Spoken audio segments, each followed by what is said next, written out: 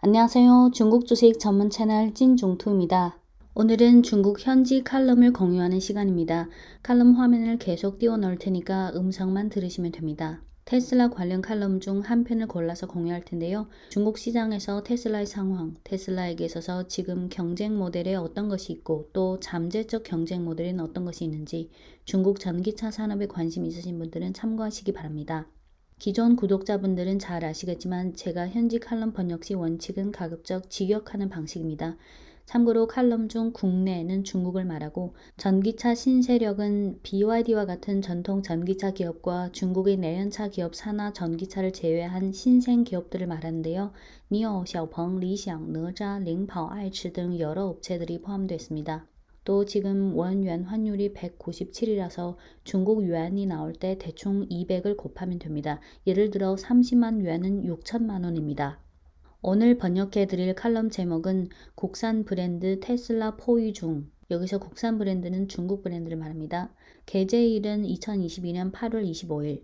글 구성을 보면 우선 도입부가 있고 첫 번째 소제목은 테슬라의 부의 근거지가 타깃이 되다.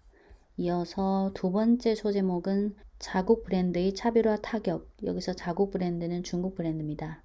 네, 그럼 시작할게요. 제목, 국산 브랜드 테슬라 포위 중. 2022년 8월 25일. 부제목, 이번 라이벌은 테슬라를 매우 머리 아프게 한다. 미국 시장에서 시총이 글로벌 자동차 3위로 치솟았던 리비안, 지금은 그 열기가 냉각된 후 생산 능력 지옥 속에서 고생스럽게 버티고 있다. 로시드 모터스는 한 발 늦어서 내년에야 중국 시장에 들어갈 수 있고 한편 ELMS는 이미 파산을 선고했다. 아직 발을 제대로 붙이지 못한 상태에서 테슬라 킬러, 여기 테슬라 킬러의 따옴표가 있어요. 아직 발을 제대로 붙이지 못한 상태에서 테슬라 킬러라는 타이틀이 이미 사방에 퍼지는 상황이 자주 발생했다. 새 브랜드는 이런 기세를 빌어 자본의 주목을 흡인해서 테슬라를 조준하거나 시비를 거는 게 보편적 현상이 됐다. 설사 미국에서 세계로 나아갔다 하더라도 테슬라 주변에는 여전히 자객의 따옴표가 있어요.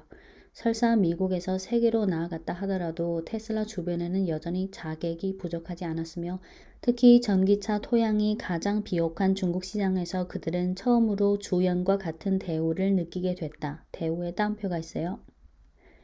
2014년 테슬라는 모델 S를 중국으로 인도하기 시작했다.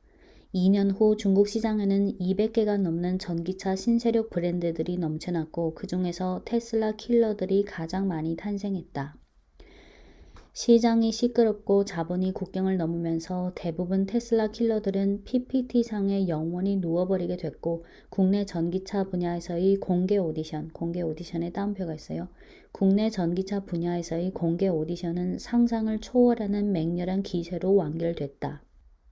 하지만 인터넷 기업의 입장, 전통차 기업의 전환에 따라 국내에서는 제2차 신전기차 제조 운동이 시작됐다. 여기서 신전기차 제조 운동의 따옴표가 있어요. 하지만 인터넷 기업의 입장, 전통차 기업의 전환에 따라 국내에서는 제2차 신전기차 제조 운동이 시작됐다. 테슬라는 여전히 동종 업계들이 쫓고 싶은 표적이었다. 단 이번엔 입으로 쫓는 게 아니라 제품으로 쫓고 있다. 네, 이어서 첫 번째 소제목 테슬라의 부의 근거지가 타깃이 되다. 올해 상반기 테슬라의 순이익은 55.5억 달러에 달했다. 전기차 분야에서 테슬라는 비록 판매량 1등은 아니지만 돈을 제일 버는 기업이었다. 모델 Y는 31만 4,921대의 판매량으로 테슬라 모델 중 가장 잘 팔리는 모델이고 그 다음이 모델 3, 21만 9,098대다. 이 두 모델은 테슬라 판매량의 절대적인 주력이고 가격 구간은 27.99만 유안에서 41.79만 유안이다. 이는 테슬라의 부의 근거지라는 게 분명했다. 작년 4분기 테슬라의 매출 총이익률은 30.6%에 달했고 올해 1분기엔 기록을 경신한 32.9%에 달했다. 반면 국내 전기차 신세력 중 총이익률이 비교적 높은 리샹은 올 상반기 총이익률이 21.1%였다. 비록 테슬라는 글로벌 규모화에 따른 원가 절감과 수익 증대라는 우위가 뚜렷하지만 사실이 증명해줬다시피 30만 유안에서 40만 유안 가격대는 양호한 판매량과 수익성을 지탱하기 충분해서 기타 전기차 업체들이 다투어 쟁탈하는 가격대가 됐다. 이도 저도 아닌 제1차 포위 과정에서 대부분 신세력 업체들은 없어졌고 살아남은 업체들은 살 길 찾느라 바빴고 전통 자동차 업체들은 전기차로의 전환 시 보편적으로 한 발 늦었다. 가장 잘 싸웠던 BYD는 판매 주력인 송 시리즈와 진 시리즈의 가격대가 테슬라와 겹치는 부분이 없었다. 중국 시장에서 테슬라의 성장 환경은 상대적으로 편했고 거의 그다지 큰 저항을 받지 않았으므로 제1차 전기차 혼전 중에서 수월하게 포유망을 뚫고 BBA의 시장 점유율을 잠식하기 시작했다. 제2차 경기장에는 지난 제1차 공개 오디션을 통과한 선수가 있을 뿐만 아니라 새로 입장해서 더 시끄럽게 한 신인도 있고 면모가 일신된 노장도 있었다. 테슬라를 쓰러뜨리자 하는 구호가 점점 줄어든 반면 테슬라 전기차를 타깃으로 하는 제품이 점점 많아졌다. 업체마다 발전 전략과 자체적인 니즈가 각각 다르지만 길은 달라도 결과는 같듯이 다들 테슬라의 부의 진지를 지향하고 있었다. 예를 들어 위에서 내려온 니오, 위로 공격하는 BYD. 작년 니오의 ES8 모델의 월간 판매량은 두 달만 2,000대를 초과했었고 올해 1월부터 7월 판매량은 계속 둔화되면서 월 판매량이 다 2,000대를 하회했고 5, 6월은 1,000대 이하까지 내려갔다. 배터리 교체 방식은 매우 높은 비용이 발생했고 이를 판매량이 많은 모델에다가 분담해야 하는데 ES8은 이런 니즈에 부합하지 않았던 게 분명했다. 하지만 니오가 고가 전략을 전개하는 과정에서 ES8은 없어서는 안 되는 플래그십적인 사명을 지녔다. 한편 테슬라의 모델 Y와 가격대가 일부 겹치는 니오의 ES6의 판매량도 둔화되는 추세가 나타나서 한몫을 해내기 어려웠다. 니오가 세 번째 브랜드를 출시하기 전까지 가격이 가장 낮은 ET5가 판매량을 이끌 중림을 짊어지게 된 동시에 니오의 입문급 세단의 공백을 메꿈으로써 테슬라 모델 3에 대응하게 됐다. ET5의 기본 가격은 모델 3 가격에 바싹 달라붙은 게 아니라 모델 3보다 거의 5만 yuan 높은 수준으로 니오의 자부심 있는 자태를 좀 유지했다. 자부심 있는 자태에 따옴표가 있어요. 배터리 교체 방식은 아직 보조금 퇴출의 영향을 받지 않아서 니오는 30만 yuan 이하 모델을 급히 도입할 필요가 없었고 가격대를 너무 많이 내린 것은 브랜드의 프리미엄 포지션을 유지하는 데 불리하다. 적극적인 면은 니오는 보다 작은 대가로 30만 yuan에서 40만 yuan 구간의 제품 종류를 확충했는데 이는 많은 동종업계 기업들이 갖추지 못하는 선천적 우위다. 예를 들어 위로 향하는 공격이 시급한 BYD처럼.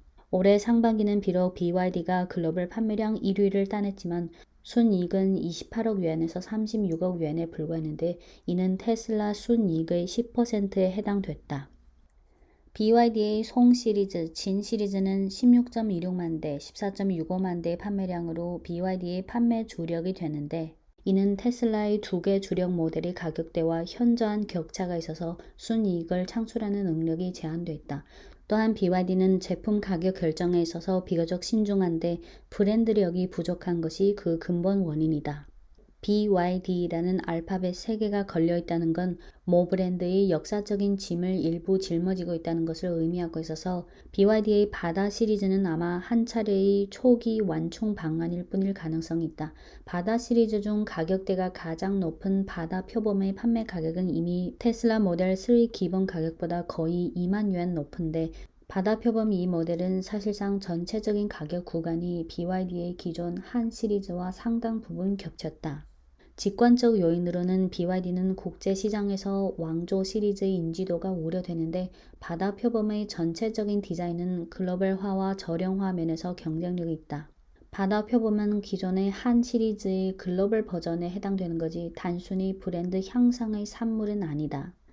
BYD가 30만 yuan 이상 가격대의 시장에 대거 입성하려고 한다면 완전 새로운 프리미엄 서브 브랜드를 출시하는 게 아마 더 효과적일 수 있다. 로고, 기술 플랫폼, 유통 채널, 품질 관리, 브랜드 포지셔닝 등 다방면에서 일정한 독립성을 유지하는 것은 기반이 탄탄한 BYD에게 있어서 시간 문제일 뿐이다. 지금 중국 전기차 주류들의 타깃은 여전히 테슬라의 부의 진지다. 예약 판매 가격이 34.99만 yuan인 아웨이타 11, xiaopeng이 곧 출시 예정인 G9, 그리고 이미 입장한 란투, 지크, 리샹 등 모델들은 이미 다 이 가격 구간에서 자세를 잡고 있다. 이렇게 테슬라에 대해 제2차 포위를 할 때 중국 기업들은 다 구호를 버리고 모기를 잘 갖췄다. 여기 모기에 따옴표가 있어요. 이렇게 테슬라에 대해 제2차 포위를 할 때 중국 기업들은 다 구호를 버리고 모기를 잘 갖췄다. 축적과 무장을 이미 치하까지 한 것은 중국 업체들이 하는 기본적인 액션이고 차별화야말로 핵심 경쟁력이다. 네, 여기까지가 첫 번째 소제목, 테슬라의 부의 근거지가 타깃이 되다 이고, 이어서 두 번째 소제목은 자국 브랜드의 차별화 타격. 중국의 메인 기업들에게 있어서 테슬라는 빈틈없는 기업이 아니다. 지금 테슬라의 주요 우위는 선발주자라는 데서 온 것이다. 내연차 종결자로서의 자태와 참신한 디자인으로 소비자 마음속에서 브랜드 고지를 차지한 것이 장기 이래 테슬라의 핵심 경쟁력 중 하나였다. 또 하나는 원가 절감, 수익 증대 능력이다. 천풍증권의 예측에 의하면 올 연말 테슬라의 생산 능력은 240만 대에 달할 것이다. 두 개 주력 모델인 모델 3와 모델 Y의 부품 공용률은 약 75%에 달했으며 지금 모델이 4개밖에 없기 때문에 소프트웨어, 하드웨어 개발과 유지 보수 비용은 상대적으로 적다.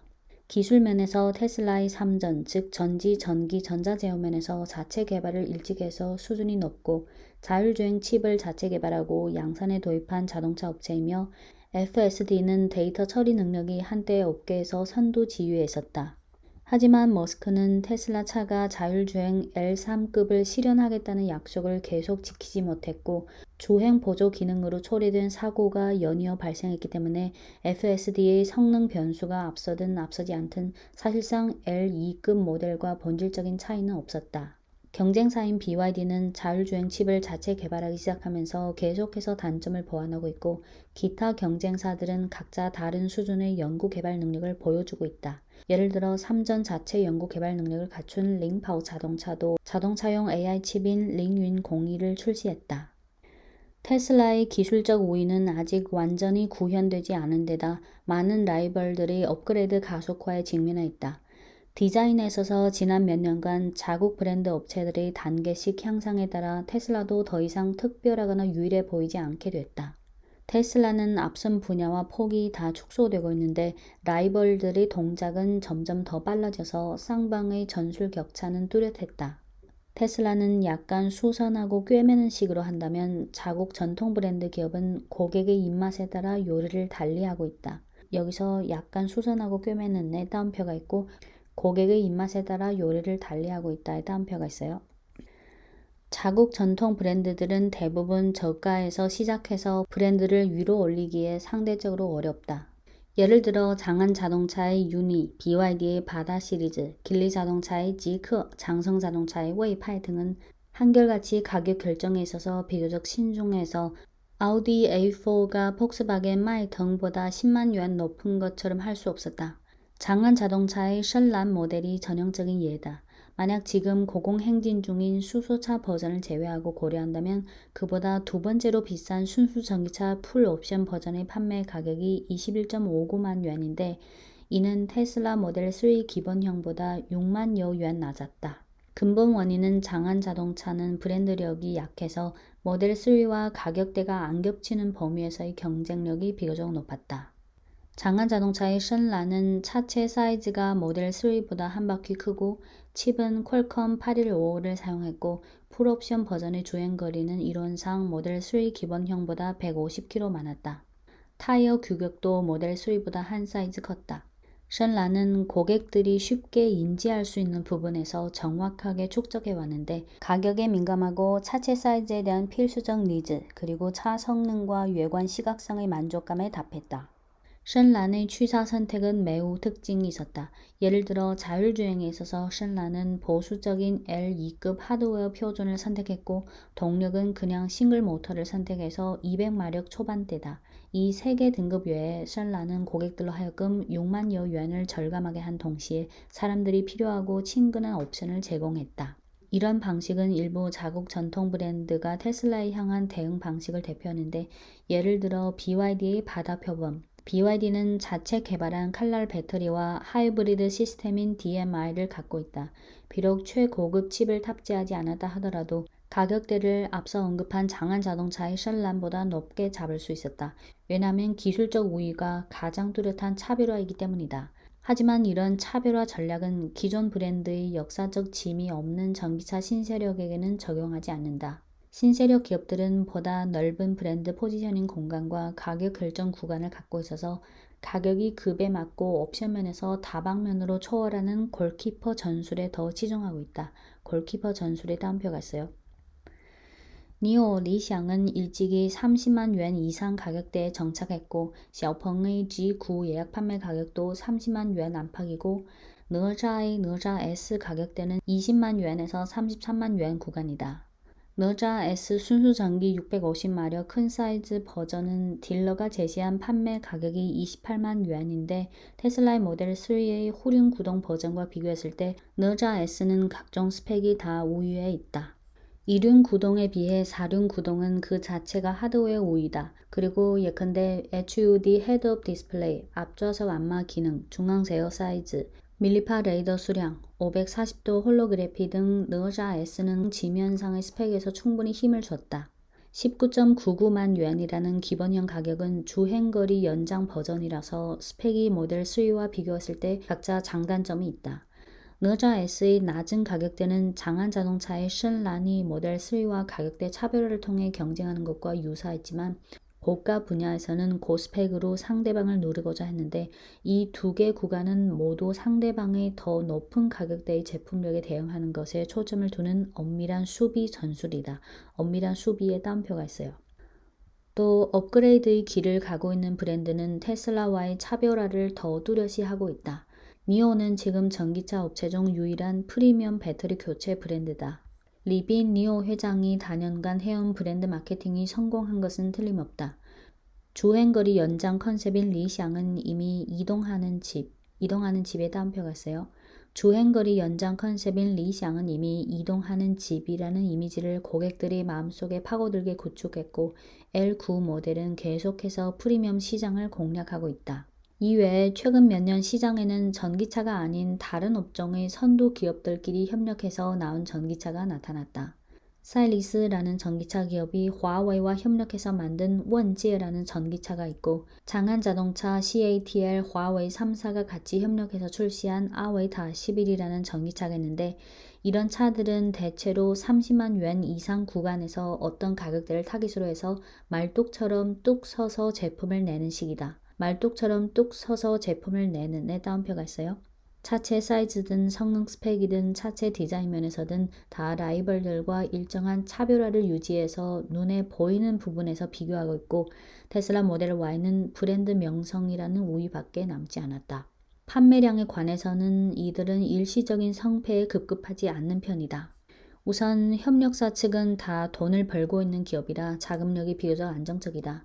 전기차 신세력들처럼 자본 압력을 짊어지지 않았을 뿐만 아니라 모기업의 기타 돈 버는 제품은 여전히 자금을 지속적으로 제공할 수 있어서 새 전기차 브랜드를 위해 더 많은 기회를 만들어 줄 수 있다.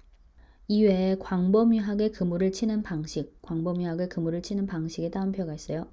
이외에 광범위하게 그물을 치는 방식도 이런 유형의 기업들이 저력이 있는 이유다. 대체로 한 가지 제품 형태만 취할 수밖에 없는 전기차 신세력 업체들과는 달리 전통 자동차 업체들은 선택할 때 일부 과목에만 편향하거나 그러지 않고 화웨이는 소프트웨어를 제공하고 CATL은 배터리를 제공하고 있으므로 이론적으로 3사는 각자 장점으로 상호 보완할 수 있다. 제2차 경기에서 테슬라와 겨루고 있는 주력군은 기존의 신세력에서 전통 자동차 기업으로 넘어갈 가능성이 극히 크다. 다 같이 테슬라를 포유한다기보다는 전통 자동차 기업들은 성장 노선상 테슬라와 한 차례의 격전을 치를 수밖에 없는 운명이라고 해야 할 것이다. 과거에 사람들은 이렇게 자주 말했다. 쇠로 만든 테슬라, 흐르는 물 같은 신세력. 하지만 지금은 자국 브랜드라면 신세력 업체든 전통 자동차 기업이든 브랜드력, 제품 구조, 가격 범위, 제품력 등 다방면에서 유례없는 준비를 했다. 한편 테슬라는 4개 모델로 천하를 개척하는 방식을 계속하고 있고 AMD를 탑재한 것 외에 제품력 향상폭은 그다지 뚜렷하지 않다. 초기 때처럼 그토록 흠잡을 데가 없어 보이지는 않는다. 제2차 교전, 누가 흐르는 물에 따옴표가 있어요. 제2차 교전, 누가 그 흐르는 물이 될지는 현재로서는 아직 결과를 점치기 어렵다. 네, 국산 브랜드 테슬라 포유 중이라는 현지 칼럼은 여기까지 공유드리고요. 첫 번째 소제목은 테슬라의 부의 근거지가 타깃이 되다. 두 번째 소제목, 자국 브랜드의 차별화 타격. 중국 시장에서 테슬라에게 있어서 지금 경쟁 모델에 어떤 것이 있고 또 잠재적인 경쟁 모델에 어떤 것이 있는지 중국 전기차 산업에 관심 있으신 분들에게 참고가 됐으면 좋겠습니다.